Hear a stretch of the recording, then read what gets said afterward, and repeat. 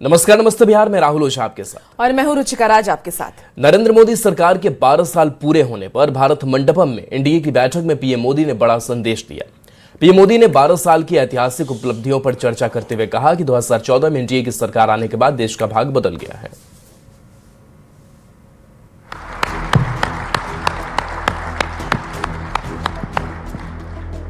ये भव्य और दिव्य तस्वीरें हैं दिल्ली के भारत मंडपम की।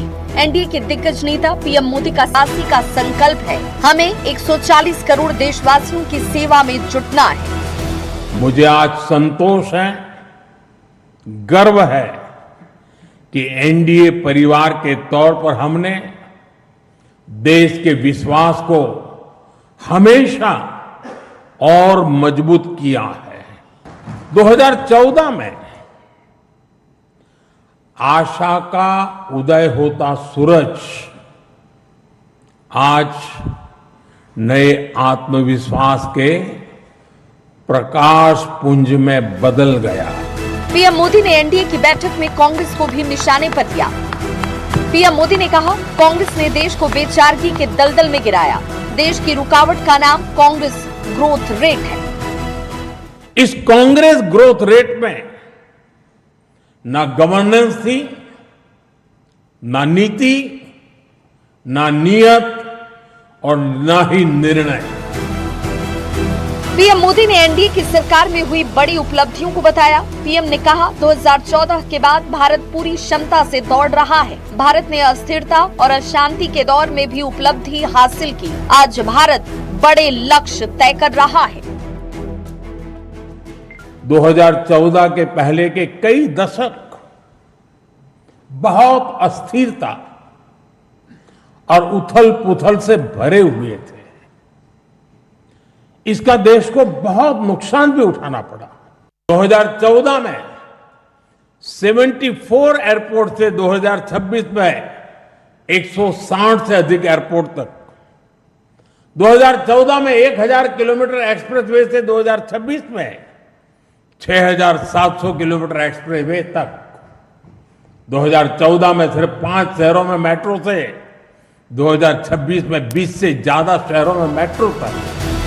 पीएम मोदी ने एक बार फिर कहा, हमारे लिए दल से बड़ा देश है, नेशन फर्स्ट सबसे पहले है। 12 साल में एनडीए सरकार ने देश के सुरक्षित भविष्य के लिए बड़े फैसले किए। अपनी सरकार के 12 साल की उपलब्धियों पर चर्चा करते हुए पीएम मोदी ने एक बार फिर साफ कर दिया, राष्ट्र हित सर्वोपरि है। Bureau report, news 18। तो प्रधानमंत्री के लगातार सबसे लंबे समय तक निर्वाचित प्रधानमंत्री के रूप में देश की सेवा करने का ऐतिहासिक रिकॉर्ड बन चुका है। देश के पहले प्रधानमंत्री पंडित जवाहरलाल नेहरू से भी ज्यादा समय तक देश के सबसे बड़े पद पर रहने वाले नरेंद्र मोदी पहले पीएम बन चुके हैं। रिपोर्ट आपको दिखाते हैं। मेरी जो ताकत है वो मोदी नहीं है, 140 करोड़ देशवासी। कभी कभी इतिहास शोर मचाकर नहीं बदलता, बल्कि एक तारीख के साथ चुपचाप नया अध्याय जोड़ देता है। मैं नरेंद्र दामोदर दास मोदी ईश्वर की शपथ लेता हूं। 10 जून 2026 ऐसी ही एक तारीख बन गई है।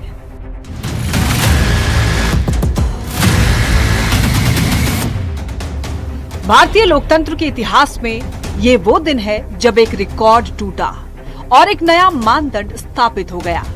सौगंध मुझे इस मिट्टी की, मैं देश नहीं मिटने दूंगा, मैं देश नहीं झुकने दूंगा। इस ऐतिहासिक तारीख को प्रधानमंत्री नरेंद्र मोदी लगातार 4399 दिनों तक देश की अगुवाई करने वाले भारत के सबसे लंबे समय तक सेवा देने वाले लोकतांत्रिक प्रधानमंत्री बन गए। ये रिकॉर्ड अब तक देश के पहले प्रधानमंत्री जवाहरलाल नेहरू के नाम था, जिन्होंने 1952 से 1964 तक लगातार 4398 दिन देश की कमान संभाली।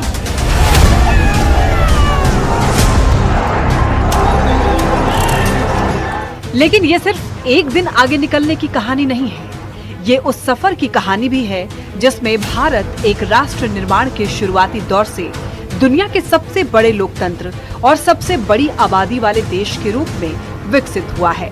रिकॉर्ड के पीछे छिपी यही ऐतिहासिक पृष्ठभूमि इस उपलब्धि को और ज्यादा महत्वपूर्ण बनाती है।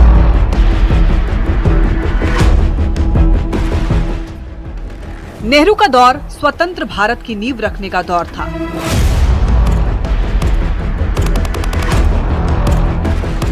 वहीं मोदी का दौर एक ऐसे भारत का दौर माना जा रहा है जो डिजिटल, वैश्विक और आकांक्षी भारत के रूप में खुद को स्थापित करने की कोशिश कर रहा है। 10 जून 2026 का दिन इसी वजह से सिर्फ एक संख्या का बदलाव नहीं है, ये भारतीय लोकतंत्र के दो बड़े अध्यायों के बीच खींची गई एक ऐतिहासिक रेखा है, जहां एक तरफ स्वतंत्र भारत के पहले प्रधानमंत्री हैं और दूसरी तरफ लगातार तीसरी बार जनादेश हासिल करने वाले प्रधानमंत्री Narendra Modi. Bureau report, news 18। और देखिए, राष्ट्रपति ट्रंप ने पीएम मोदी को बधाई दी है। पीएम मोदी के 12 साल के कार्यकाल पर ट्रंप ने बधाई दी है। भारत के सबसे लंबे समय तक पीएम रहने के लिए बधाई डोनाल्ड ट्रंप ने दी है। मोदी एक मजबूत, स्वस्थ और समझदार व्यक्ति हैं। ट्रंप ने कहा है कि पीएम मोदी एक महान व्यक्ति हैं। पीएम मोदी कई साल तक सफलता से नेतृत्व करेंगे। ट्रंप के बधाई संदेश पर पीएम मोदी का भी जवाब सामने आया। बधाई देने पर पीएम मोदी ने ट्रंप को शुक्रिया कहा। राष्ट्रपति ट्रंप की शुभकामनाओं के लिए धन्यवाद पीएम ने दिया है।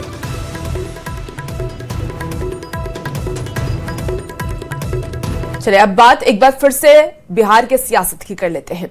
बात लालू प्रसाद यादव की करते हैं। लालू प्रसाद यादव आज बगैर सुरक्षा के अपनी कार से बाहर निकले। लालू प्रसाद के पास सुरक्षा कर्मियों का कोई घेरा नहीं था, ना ही स्कॉट की कोई गाड़ी थी। Z+ सुरक्षा में कटौती के बाद लालू प्रसाद और राबड़ी देवी ने अपनी सुरक्षा लौटा दी है। लालू प्रसाद के बगैर सुरक्षा अकेले निकलने पर सियासत भी सुलग गई है। काले रंग की कार में लालू प्रसाद अपने ड्राइवर के साथ अकेले गाड़ी में बैठे हुए हैं। सड़क पर लालू प्रसाद बिना किसी सुरक्षा घेरे के अकेले ही जा रहे हैं। न कोई गनमैन, न पुलिस की स्क्वाड गाड़ियां, सुरक्षा कर्मियों का कोई भी घेरा नहीं है। पटना में लालू प्रसाद की ये तस्वीर सामने आने के बाद बिहार में बंगला और सुरक्षा को लेकर चल रही सियासत एक बार फिर से सुलग गई।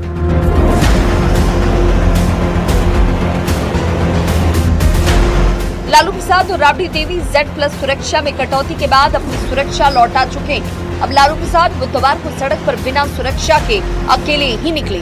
उनके साथ कोई काफिला नहीं था।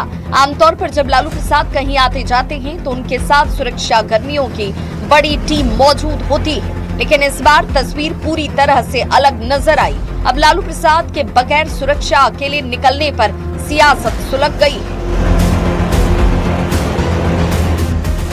राज्य के भूतपूर्व मुख्यमंत्री सतीश कुमार जी का सुरक्षा के नाम पर राजनीतिक अपमान करने वाला राष्ट्रीय जनता दल आज सुरक्षा पर सवाल खड़ा कर रहा है। 14 सिपाही की संख्या, Z+ श्रेणी की सुरक्षा, इसकी निरंतरता कायम रखा। बिल्कुल, इसका मतलब बड़ा स्पष्ट है साहब कि सरकार ने जो समीक्षा किया था उन्हें उतने सुरक्षा की जरूरत नहीं है, जिसके वो हकदार नहीं थे, सरकार ने वही सुरक्षा कम किया। अपने आप में प्रूफ करता है कि उनको सुरक्षा की कोई जरूरत नहीं है। ये परिवार नौटंकी करने वाला, इसमें विशेष अपने आप को विशेष समझने वाला और पुलिस सुरक्षा के घेरे में रहने के लिए, लेकिन सरकार ने तय किया है कि इतनी सुरक्षा की जरूरत नहीं, जितनी जरूरत है सरकार ने उतनी सुरक्षा उन्हें मुहैया करा रखी है। कितने बीजेपी वाले लोग को पेट में दर्द हो रहा है, तो वो कैसे अकेले गए।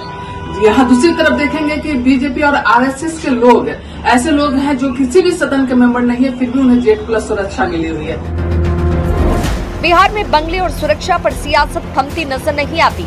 एक तरफ सम्राट सरकार ने पूर्व मुख्यमंत्री राबड़ी देवी के 10 सर्कुलर रोड स्थित सरकारी आवास को खाली करने के लिए नोटिस जारी किया है, तो दूसरी तरफ लालू परिवार की सुरक्षा में कटौती का मामला भी सियासी चर्चा का केंद्र बन चुका है। खबर ये कि राबड़ी देवी जल्द 10 सर्कुलर रोड खाली कर सकती हैं। लालू परिवार कौटिल्य नगर में गौशाला परिसर में बने नए डुप्लेक्स भवन में शिफ्ट हो सकता है। यहाँ बड़ा लॉन, हॉल और 4 कमरे तैयार हैं और अधिकांश सामान पहले ही स्थानांतरित किए जा चुके हैं। न्यूज 18 के लिए पटना से रवि एस नारायण, अमित कुमार के साथ आनंद अमृतराज की रिपोर्ट। आरजेडी अध्यक्ष लालू प्रसाद का आज जन्मदिन है। परिवार के साथ उन्होंने जन्मदिन मनाया है। लालू ने केक काटकर बर्थडे मनाया है। तेजस्वी ने एक्स पर तस्वीरें शेयर की हैं। हैप्पी बर्थडे पापा लिखा है। तो देखिए, इससे पहले भी लालू प्रसाद यादव की तस्वीरें सामने आई, जहां पर वो कभी मॉर्निंग वॉक करते दिखे तो कभी बिना सुरक्षा गार्ड के वो बाहर चहलकदमी करते हुए दिखाई दिए थे। और तेजस्वी ने इस बीच एक्स पर तस्वीरें शेयर की है और उन्होंने हैप्पी बर्थडे पापा लिखा है। तो लालू प्रसाद यादव का बर्थडे जो हमेशा काफी भव्यता के साथ बनता है, लेकिन इस बार परिवार के साथ ये तस्वीर सामने आई है, जहां लालू प्रसाद को केक खिलाते हुए तेजस्वी नजर आ रहे हैं। उनकी ठीक बगल में राबड़ी देवी हैं और पूरे परिवार की मौजूदगी है और एक साथ इस बर्थडे का जश्न है।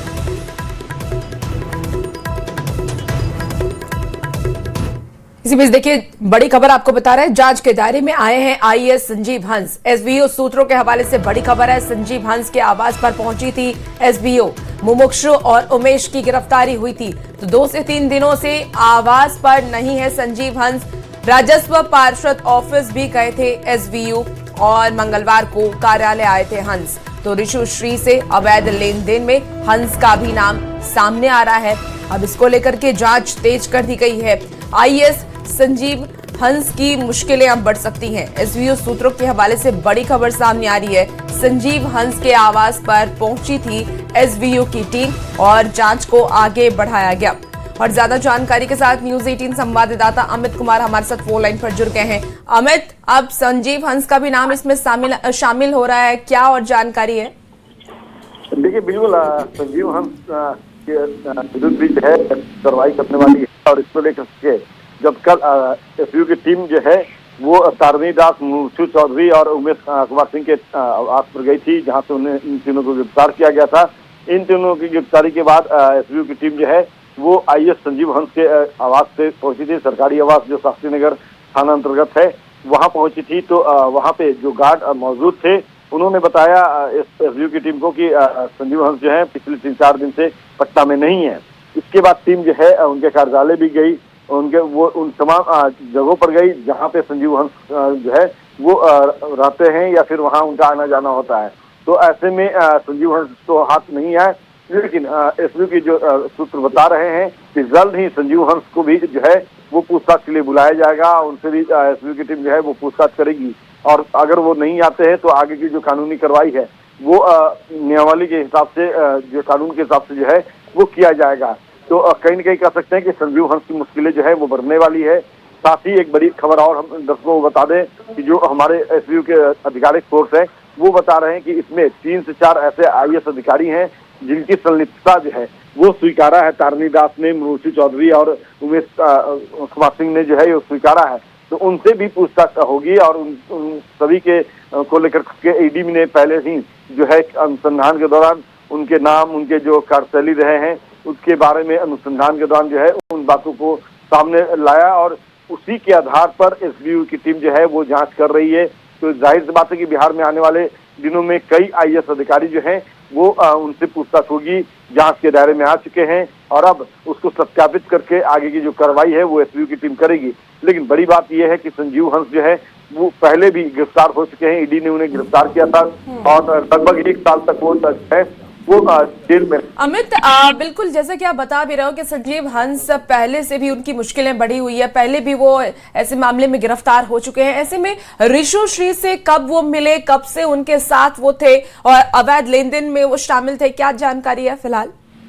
देखिए, 2012 से लगातार जो है संजीव हंस के जो है संपर्क में रहा है ऋषु श्री और उनके साथ साथ 3 से 4 और आईएएस अधिकारी हैं जिनके बारे में जानकारी मिल रही है एसबीओ के अधिकारी से। तो सभी से उनका काफी नजदीकी रहा। एक आईएएस अधिकारी जो है वो लंबे समय तक बिहार विद्यालय परीक्षा समिति में अध्यक्ष के पद पे रहे हैं। तो उनको ऋषि जो है अपना भैया बताया करता था और उनके नाम का इस्तेमाल करके, उनके नाम का दौर सिखा करके जो कर्मचारी होते थे जो टेंडर के खेल में शामिल नहीं होना चाहते उनको डराया करता था, उनसे जो है जबरन काम करवाया करता था। तो उनकी भी एक जो है बिल्कुल अमित, और तो एक लंबे वक्त से दोनों साथ थे और अब देखिए इनका भी नाम सामने आ रहा है और बहुत जल्द एसवीयू की बड़ी कार्रवाई हो सकती है। बहुत शुक्रिया अमित तमाम जानकारी के लिए। बिहार में भ्रष्ट अधिकारियों पर शिकंजा जारी है। एसवीयू की टीम ने ऋषुश्री के मददगारों पर बड़ा वार किया है। एसवीयू ने बिहार में 3 बड़े अधिकारियों को गिरफ्तार किया है। ये नाम सुनकर आप भी चौंक जाएंगे। टेंडर घोटाले में एसवीयू ने एक आईएएस और 2 इंजीनियर को गिरफ्तार कर लिया है। गिरफ्तार किए गए अधिकारियों का नाम सुनकर आप भी चौंक जाएंगे। पहला नाम भवन निर्माण विभाग के पूर्व मुख्य अभियंता तारिणी दास का है। दूसरे वित्त विभाग में संयुक्त सचिव स्तर के अधिकारी मुमुक्षु चौधरी हैं और तीसरा नाम नगर विकास एवं आवास विभाग के कार्यपालक अभियंता उमेश कुमार सिंह। इन तीनों अधिकारी को अब सलाखों के पीछे भेजा जा चुका है। जिन 3 लोगों को गिरफ्तार किया गया है, ये इन पर टेंडर घोटाले का आरोप है, उसमें जो है सहयोग करने का आरोप है और जो गिरफ्तारी हुई है इसमें तारिणी दास, मुर्मुख चौधरी और जो है उमेश कुमार सिंह की गिरफ्तारी हुई है। सभी की पेशी की गई। देखिए यहाँ पे तीनों को पेश करने के बाद अब जुडिशरी कस्टडी में एसवीयू की टीम जो है वो अपने साथ लेकर कर जा रही है और बताते चले कि इन तीनों पर जो है ऋषुश्री को लाभ पहुँचाने और सरकारी राजस्व को नुकसान पहुँचाने का आरोप है। अब इन तीनों अधिकारियों की कारस्तानी भी जान लीजिए। तीनों के ठिकानों पर ईडी ने 2024 में छापेमारी की थी, जिसमें 11.50 करोड़ से अधिक की राशि बरामद हुई। ईडी ने तारिणी दास के पास से 8.5 करोड़ जब्त किए थे। मुमुक्षु चौधरी के पास से 2 करोड़ बरामद हुआ और उमेश कुमार सिंह के घर से 1 करोड़ की बरामदगी की गई। बिहार में भ्रष्ट अधिकारियों पर बड़े एक्शन के बाद सियासत तभी तेज हो गई। एनडीए का कहना है कि बिहार में भ्रष्टाचारियों के लिए अब कोई जगह नहीं है। भ्रष्ट अधिकारियों की जमीन बेचकर अब छात्रावास और धर्मशाला बनवाए जाएंगे। तो विपक्ष ने सरकार की इस मंशा पर सवाल उठा दिए हैं। ये गुनाहगार लोग हैं। माननीय मुख्यमंत्री सम्राट चौधरी जी से हम अनुरोध करेंगे कि बिहार में 0 टॉलरेंस की नीति आपने अपनाया है। माननीय नीतीश कुमार जी ने वह रोड मैप बनाया है। इन भ्रष्टाचारियों का संपत्ति तो जब्त हुई, शिलालेख पर लिखा जाना चाहिए कि इस कारण से इसका संपत्ति जब्त हुआ। कानून से ऊपर कोई नहीं है और जो भी दोषी होगा उसके खिलाफ निष्पक्ष एवं कठोर कार्रवाई की जाएगी। यह कार्रवाई सरकार के बुलंद इरादों और सुशासन के प्रति उनकी प्रतिबद्धता को दर्शाती है। ऋषुश्री के मामले में कहीं न कहीं बड़े लोगों को, नेता को बचाने की कोशिश की जा रही है, यह स्पष्ट रूप से सामने आ गया है। इस तरह की राजनीति, इस तरह का जो खेल चल रहा है, ये सत्ता के इशारे पर चल रहा है। किस प्रकार से पैसों का वारा न्यारा हो रहा था एनडीए की सरकार में बिहार में, वो इस घोटाले से निकल करके सामने आया है। साफ है कि इस घोटाले में शामिल जो भी अधिकारी हैं उनके खिलाफ कड़ी से कड़ी कार्रवाई करे सरकार। टेंडर घोटाले में ऋषुश्री के 3 मददगारों की गिरफ्तारी के बाद हड़कंप मचा हुआ है। अब special vigilance unit IAS Sanjeev Hans की तलाश में जुटी है। संजीव हंस ऊर्जा, जल संसाधन और स्वास्थ्य जैसे अहम विभागों में शीर्ष पदों पर रहे हैं। जांच एजेंसियों का मानना है कि ये मामला सिर्फ कुछ लोगों तक सीमित नहीं है। ऋषुश्री का कई बड़े अधिकारियों के साथ सीधा कनेक्शन था। आखिर वो कौन-कौन आईएएस थे जो ऋषुश्री के टेंडर मैनेज करने के इस खेल में शामिल थे? जांच एजेंसी इस बात का पता लगाने में जुटी हुई है। न्यूज़ 18 के लिए पटना से अमित कुमार की रिपोर्ट।